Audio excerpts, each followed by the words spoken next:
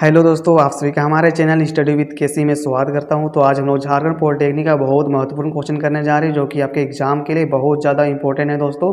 तो ये सारे क्वेश्चन आपको अच्छे से कर लेना है, क्योंकि ये सारे क्वेश्चन आपके एग्जाम में पूछे जाएंगे दोस्तों। इसी तरह के क्वेश्चन पूछे जाते हैं, ये सारे प्रीवियस ईयर्स क्वेश्चन है, 2-3 साल पीछे जो पूछा गया है वही सारे सवाल है। तो आपको सारे क्वेश्चन अच्छे से कर लेना है। तो चलिए हम लोग एक एक करके सारा इंपॉर्टेंट क्वेश्चन का आंसर देखेंगे, और ये सारे क्वेश्चन आपको अच्छे से कर लेना है। और इससे पहले मैं आपको बहुत सारा क्वेश्चन कराया हूँ, वो सारे क्वेश्चन में आपको अच्छे से कर लेना है। तो चलिए हम लोग पहला क्वेश्चन करते हैं, क्योंकि आपके पास ज़्यादा समय नहीं है, आपका एग्जाम पहुंच गया है और ऐसी वीडियो आपको हर दिन हमारे चैनल में आज से मिलना शुरू हो जाएगा दोस्तों। चलिए पहला क्वेश्चन देखते हैं। देख सकते हैं स्क्रीन में, नाभिक में इलेक्ट्रॉन तथा प्रोटॉन के बीच लगने वाला बल कौन सा है? जो नाभिक में इलेक्ट्रॉन और प्रोटॉन के बीच जो बल लगता है वो बल कौन सा बताना है। There is a force between the electron and proton in the nucleus. बताइए, आकर्षण, गुरुत्वीय, प्रतिकर्षण, इनमें से कोई नहीं। कौन सा हो जाएगा?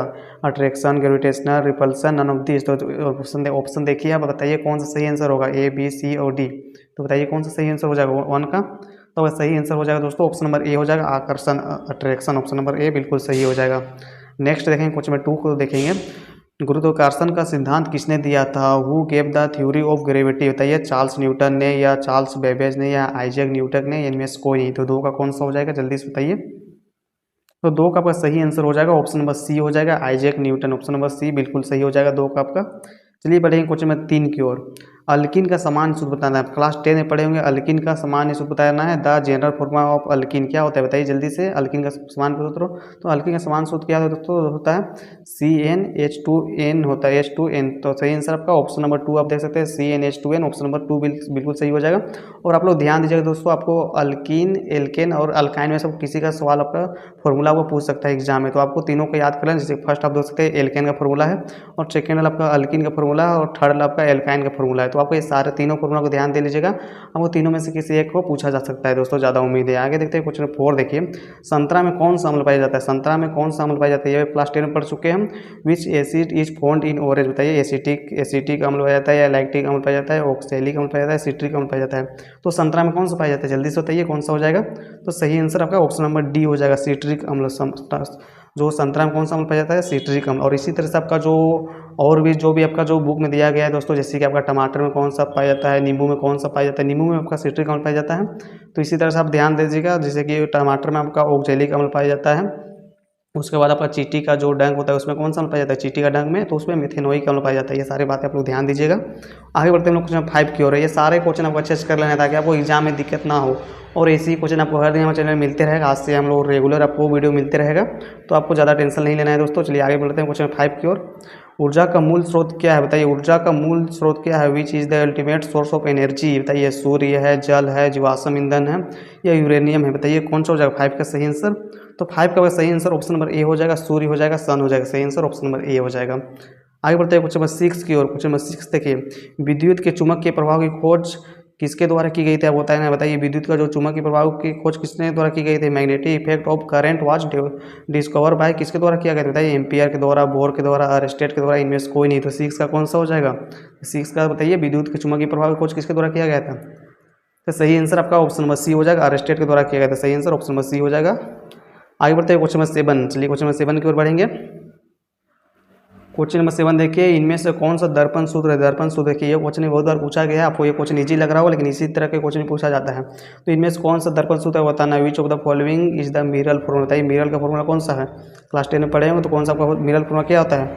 1/v + 1/u = क्या होता है? 1/f होता है। तो आप देख सकते हैं ऑप्शन नंबर ए आपका बिल्कुल सही हो जाएगा। इस तरह से मिरर का फॉर्मूला ऑप्शन नंबर ए हो जाएगा। और इसी तरह से आपका लेंस का भी फॉर्मूला पूछा जा सकता है, तो उसको आप लोग ध्यान दीजिएगा। आगे बढ़ते हैं क्वेश्चन नंबर 8 देखिए, सिनेमा के पर्दे पर किस प्रकार का प्रतिबिंब बनता है? बताइए, सिनेमा के पर्दे में किस प्रकार का प्रतिबिंब बनता है? What type image is for on the cinema screen. बताइए, आभासी प्रतिबिंब बनता है, वास्तविक प्रतिबिंब बनता है, या दोनों बनता है, या कोई नहीं बनता है। तो 8 का कौन सा सही आंसर हो जाए बताइए। तो 8 का सही आंसर ऑप्शन नंबर बी हो जाएगा, वास्तविक प्रतिबिंब बनता है, रियल इमेज बनता है। सही आंसर ऑप्शन नंबर बी हो जाएगा। सिनेमा के पर्दे में वास्तविक प्रतिबिंब बनता है, रियल इमेज बनता है। सही आंसर आपका ऑप्शन नंबर बी हो जाएगा। आगे बढ़ते हैं क्वेश्चन 9 को देखिए। क्वेश्चन 9 देखिए, ये भी क्वेश्चन बहुत इंपॉर्टेंट है। इंद्रधनुष बनने का कारण क्या है? इंद्रधनुष बनने का कारण क्या है? What is the reason for formation of rainbow. बताइए, परावर्तन हो गया, परिकिरण होगा, अपवर्तन हो गया, परावर्तन और अपवर्तन दोनों हो गया। बताइए कौन सा हो जाएगा? रिफ्लेक्शन हो जाएगा, या स्कैटरिंग हो जाएगा, या रिफ्रैक्शन हो जाएगा, या ऑप्शन नंबर डी हो जाएगा। तो बताइए 9 का कौन सा हो जाएगा जल्दी से। तो 9 का आपका सही आंसर कौन सा हो जाएगा, अपवर्तन हो जाएगा, रिफ्रैक्शन हो जाएगा। ऑप्शन नंबर सी बिल्कुल सही हो जाएगा।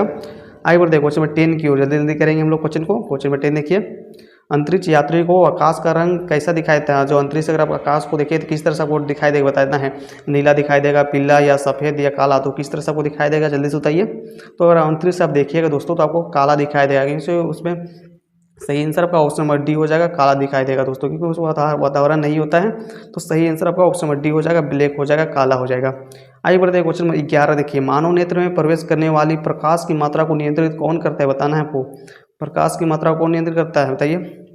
The amount of light enter the human I is control by, किसके द्वारा कंट्रोल किया जाता है बताइए। परिचारिका के द्वारा, दृष्टिपटल की, आँख की पुतली, या इनमें से कोई नहीं। तो बताइए कौन सा हो जाएगा 11 का। तो 11 का सही आंसर ऑप्शन नंबर सी हो जाएगा, आँख की पुतली के द्वारा नियंत्रण किया जाता है, pupil of eye. Option number C बिल्कुल सही हो जाएगा। आगे बढ़ते हैं क्वेश्चन नंबर 12 को देखेंगे। 12 देख सकते हैं स्क्रीन में, मैग्नीशियम को हवा में जलाना किस प्रकार का अभिक्रिया बताना। मैग्नीशियम को आप हवा में जलाइएगा तो कैसी अभिक्रिया बताना। भौतिक परिवर्तन होगा, रासायनिक परिवर्तन होगा, या ऊर्ध्वपतन होगा, या उपचयन अपचयन होगा। तो ये 12 का कौन सा हो जाएगा। तो सही आंसर आपका ऑप्शन नंबर बी हो जाएगा, रासायनिक परिवर्तन होगा। ऑप्शन नंबर बी हो जाएगा, केमिकल चेंज। सही आंसर ऑप्शन नंबर बी हो जाएगा, रासायनिक परिवर्तन, केमिकल चेंज होगा। सही आंसर ऑप्शन नंबर बी। आगे बढ़ते क्वेश्चन नंबर 13 की ओर बढ़ेंगे। शुद्ध एथेनोइक एसिड का गलनांक होता है, शुद्ध एथेनोइक एसिड का गलनांक कितना होता है बताना है। The melting point of pure ethanoic acid कितना होता है बताइए। 300 केल्विन होता है, 298 केल्विन होता है, या 400 केल्विन होता है, या 290 केल्विन होता है, कितना होता है बताइए। तो सही आंसर आपका ऑप्शन नंबर डी हो जाएगा, 290 केल्विन। ऑप्शन नंबर डी बिल्कुल सही हो जाएगा। आगे बढ़ते हैं क्वेश्चन नंबर 14 देखिए, कोयले का शुद्धतम रूप कौन सा होता है। कोयले का शुद्धतम रूप बताना है। What is the purest form of coal बताइए। चारकोल होगा, या लिंगानाइट होगा, या एंथ्रासाइट हो गया, कोई नहीं। तो ये क्वेश्चन बहुत इंपॉर्टेंट क्वेश्चन है दोस्तों। बताइए कोयले का शुद्धतम रूप कौन सा है। तो सही आंसर कौन सा हो जाएगा जल्दी से बताइए। तो सही आंसर आपका ऑप्शन नंबर सी हो जाएगा, एंथ्रासाइट। सही आंसर ऑप्शन नंबर सी हो जाएगा, एंथ्रासाइट। आगे बढ़ते क्वेश्चन 15 देखिए, उपधातु है। उपधातु आपको बताना है कौन सा उपधातु है बताइए।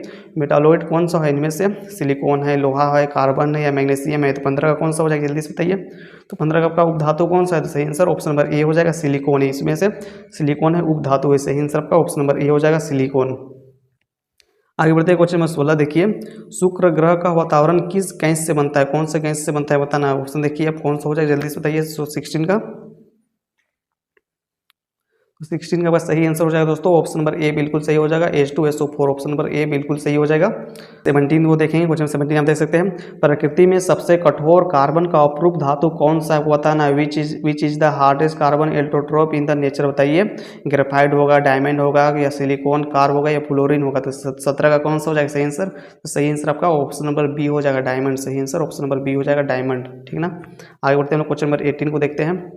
एक समतल दर्पण के द्वारा बनने वाला प्रतिबिंब होता है किस तरह का बताइए। Image for by plane mirror is always. तो किस तरह का बनता है समतल दर्पण में बताइए। आभासी और उल्टा बनता है, या आभासी और सीधा बनता है, वास्तविक और उल्टा बनता है, या वास्तविक और सीधा बनता है। तो 18 का कौन सा हो जाएगा जल्दी से बताइए। तो देखिए 18 का बस सही आंसर समतल दर्पण में आभासी और सीधा बनता है। तो सही आंसर आपका ऑप्शन नंबर बी हो जाएगा, वर्चुअल एंड इरेक्ट होता है। ऑप्शन नंबर सी बिल्कुल सही हो जाएगा, ऑप्शन नंबर बी दोस्तों, ऑप्शन नंबर बी आभासी और सीधा, virtual and erect. Option number B बिल्कुल सही हो जाएगा आपका 18 का।